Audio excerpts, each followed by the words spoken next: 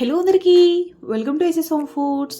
ఈరోజు వీడియోలో చాలా సింపుల్గా టేస్టీగా గుత్తి వంకాయ కర్రీని ప్రెషర్ కుక్కర్లో ఎలా ప్రిపేర్ చేసుకోవాలో ఈ వీడియోలో చూపిస్తున్నా అండి.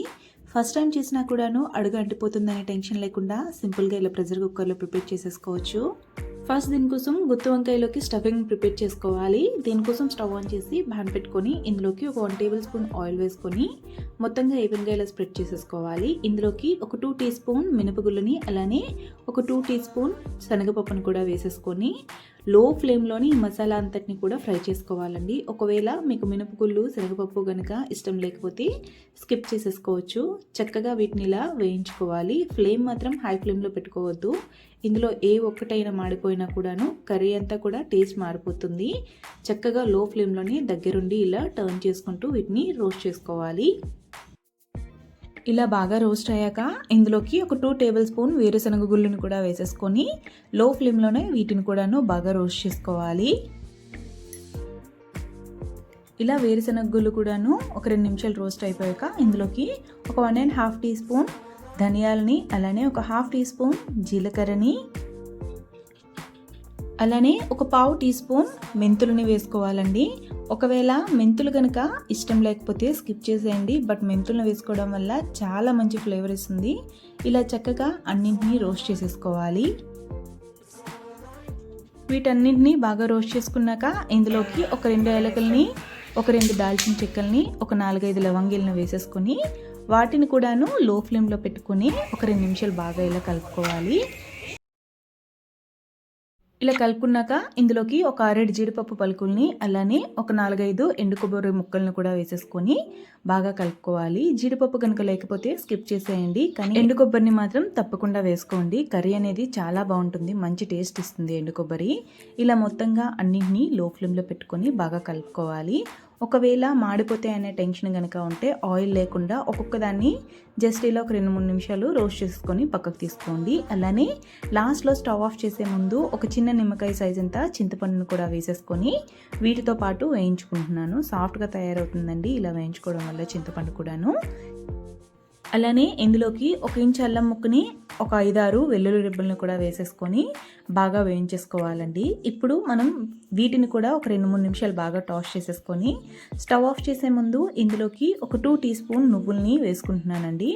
నువ్వులు అనేవి చాలా తొందరగా మాడిపోతాయి కదా, అలా కాకుండా స్టవ్ ఆఫ్ చేసే ముందు వేయించేసుకుంటే సరిపోతుందండి.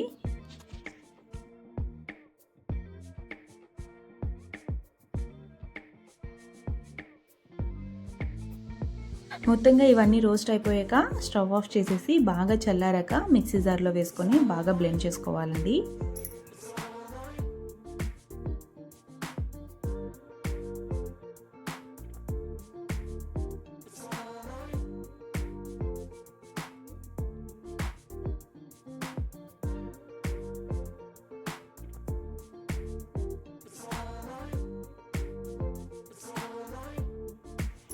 ఇలా ఈ మిక్స్ అంతటినీ కూడాను ఒక మిక్సీ జార్లోకి వేసుకున్నాక ఇందులోకి కర్రీకి కావాల్సిన స్పైసెస్ అన్నీ కూడా ఈ మిక్సీ జార్లోనే వేసుకొని బ్లెండ్ చేసుకోవాలి.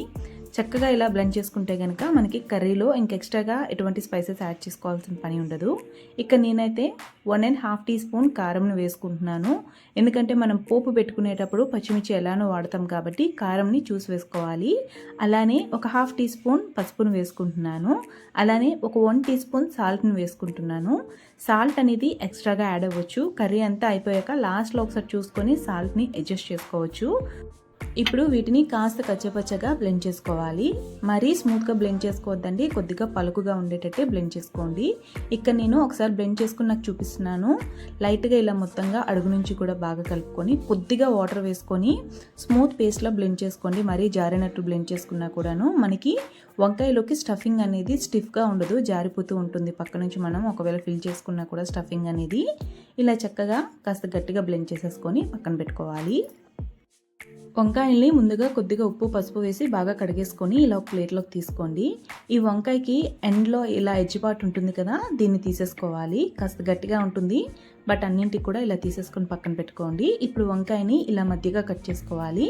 మరీ ఎండింగ్ వరకు కట్ చేసుకుంటే మనకి సెపరేట్ అయిపోతాయండి ముక్కలు అనేవి. అలా కాకుండా లాస్ట్లో కాస్త గ్యాప్ ఇచ్చేసి ఇలా ఘాట్లు పెట్టుకోవాలి అన్నింటికి కూడాను. స్టఫింగ్ అనేది పెట్టుకోవడానికి వీలుగా ఉండేటట్టు ఇలానే అన్ని వంకాయలకు కూడాను కట్ చేసేసుకొని పక్కన పెట్టుకోవాలి.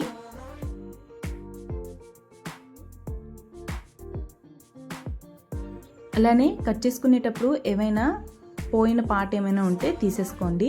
అంటే పుచ్చులు అలాంటివి ఉంటాయి కదా వంకాయలో, అలాంటివి ఏమైనా ఉంటే కనుక ఆ పీస్ని తీసేసి మిగతావన్నీ కూడాను ఇలానే చక్కగా కట్ చేసేసుకోవాలి.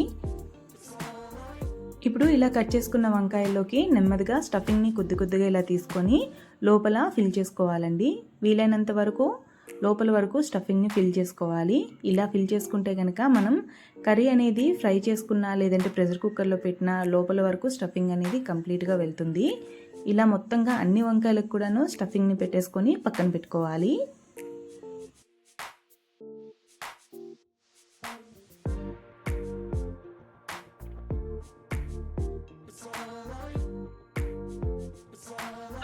ఇలా వంకాయలన్నింటికి కూడా స్టఫింగ్ పెట్టేసుకొని పక్కన పెట్టుకోవాలండి. ఈ మిగతా స్టఫింగ్ అనేది మనకి కర్రీలోకి గ్రేవీగా యూజ్ అవుతుంది. పక్కన పెట్టుకోండి దీన్ని కూడాను.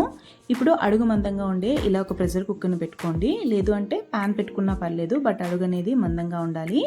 ఇందులోకి ఒక 1.5 టీ స్పూన్ మినపగుళ్ళని అలానే ఒక 1.5 టీ స్పూన్ శనగపప్పును కూడా వేసుకొని ఒక 2 నిమిషాలు బాగా రోస్ట్ చేసుకోవాలి. ఇవిలా రోస్ట్ అయ్యాక లో ఫ్లేమ్లో పెట్టుకొని కొద్దిగా కరివేపాకు అలానే ఆవాలు జీలకర్ర వేసుకోవాలి. ఇలా వేసుకున్నాక వీటన్నింటినీ లో ఫ్లేమ్లో పెట్టుకొని ఒక 2 నిమిషాలు బాగా చిటపటలాడేటట్టు రోస్ట్ చేసుకోవాలండి. ఇవిలా బాగా రోస్ట్ అయ్యాక ఇందులోకి ఒక మీడియం సైజ్ ఉల్లిపాయని అలానే ఒక 4 పచ్చిమిర్చిని సన్నంగా కట్ చేసి పెట్టుకోవాలండి పక్కన. ఇవి రోస్ట్ అవ్వగానే ఇందులోకి వేసుకోవాలి.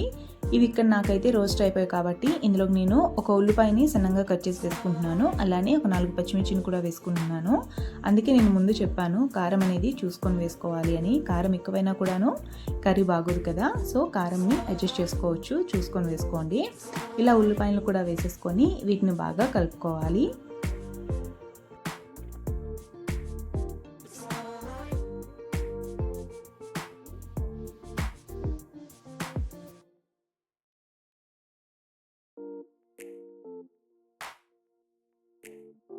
ఉల్లిపాయలు బాగా వేగాక ఒక పెద్ద సైజు టమాటాని ఇలా సన్నంగా ముక్కలు కట్ చేసుకొని టమాటాను కూడాను పచ్చివాసన పోయేంత వరకు లో ఫ్లేమ్లో పెట్టుకొని టమాటాని బాగా కలుపుకోవాలండి.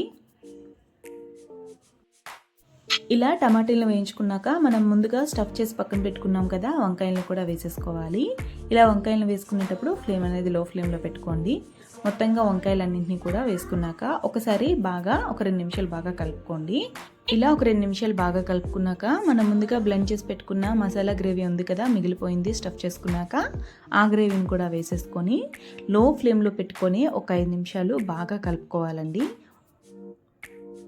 ఇలా మసాలా గ్రేవీని వేసుకున్నాక కలపకుండా విడిచిపెట్టేసిన లేదంటే ఫ్లేమ్ అనేది మీడియం ఫ్లేమ్లో పెట్టుకున్నా కూడాను అడుగు తొందరగా అంటుకుపోతుంది. అలా కాకుండా దగ్గరుండి అడుగు నుంచి కూడా కలుపుకుంటూ ఉండాలి. మనకి వంకాయ అనేది సాఫ్ట్గా తయారవుతుంది.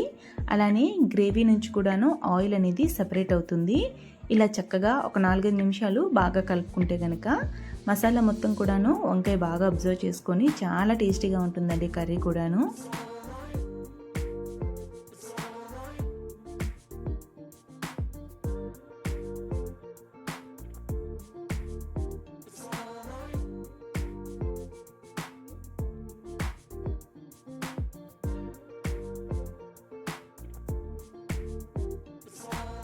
ఇక్కడ చూసుకుంటే కనుక ఒక 4 నిమిషాల తర్వాత గ్రేవీ నుంచి ఆయిల్ అనేది సెపరేట్ అవుతుందండి.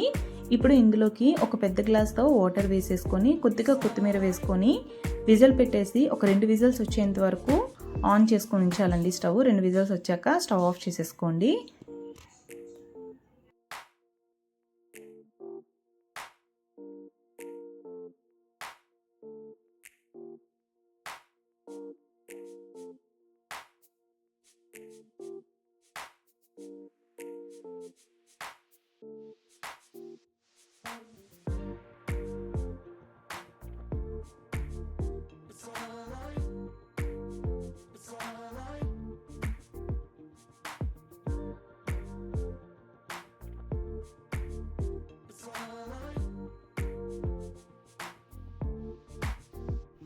2 విజిల్స్ వచ్చాక స్టవ్ ఆఫ్ చేసేసి బాగా చల్లారాక కుక్కర్ విజిల్ తీసి చూసుకుంటే కనుక వంకాయ అనేది చాలా సాఫ్ట్గా కుక్ అయి ఉంటుంది, ఎక్కడ బ్రేక్ అవ్వకుండా. అలానే మనకి మసాలా కూడాను చక్కగా పట్టుంటుందండి వంకాయకి.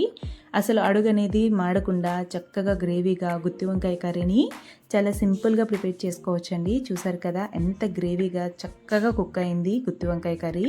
ఫస్ట్ టైం చేసే వాళ్ళు కూడాను చాలా ఈజీగా చేసేయండి. చాలా సింపుల్గా గుత్తి వంకాయ కర్రీని గ్రేవీగా చేసుకోవచ్చు. ఈ కర్రీ రైస్లోకి, చపాతీలోకి, బగారా రైస్లోకి ఎందులోకైనా చాలా టేస్టీగా ఉంటుంది. ఒకసారి మీరు కూడా ట్రై చేయండి.